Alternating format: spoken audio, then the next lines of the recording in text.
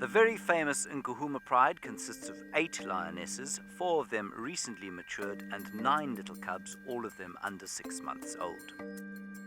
The older lionesses have just given birth to the first generation of new Avoca cubs. Driving in to find a den site is often more prudent. It's more sensitive in the lioness, and it's safer for those trying to find the den. But in this case, there was so much thick bush and so many variables that we weren't able to gauge from a vehicle that we decided to go in on foot. And as long as you do that very carefully, it can be done sensitively. We'd like to know where she is. We'd like to know where her den is.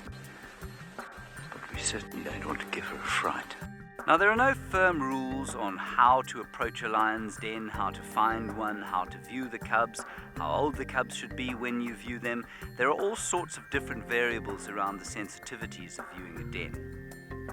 In this case, we had Herbert up front, a superb tracker with an incredible sense of sight and hearing, and me behind talking very quietly and explaining to the viewers as we went. The objective was to see the lioness before she saw us, or certainly before she felt a threat from us, and that's precisely what happened. That's why we walk, we stop, we listen. If we get at all close, she'll growl, and then we just move away.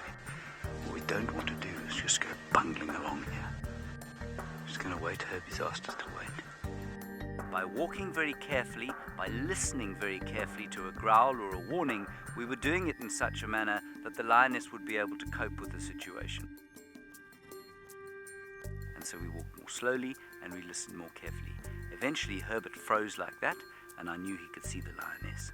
And she reacted in a typical fashion. She waited to see what we were going to do, and then she took 2 or 3 steps out and she growled at us.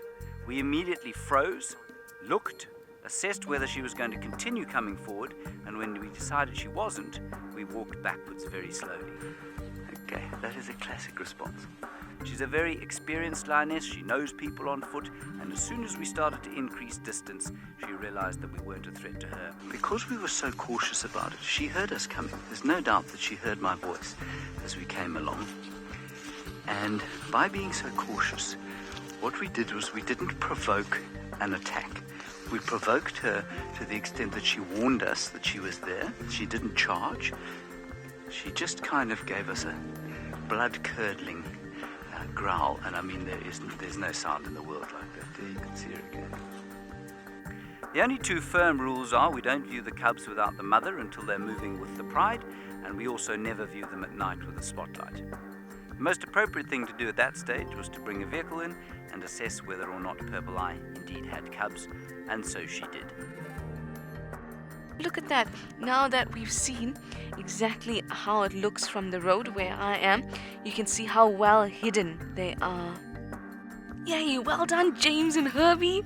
And now look, oh no, curious. Are you addicted to Africa?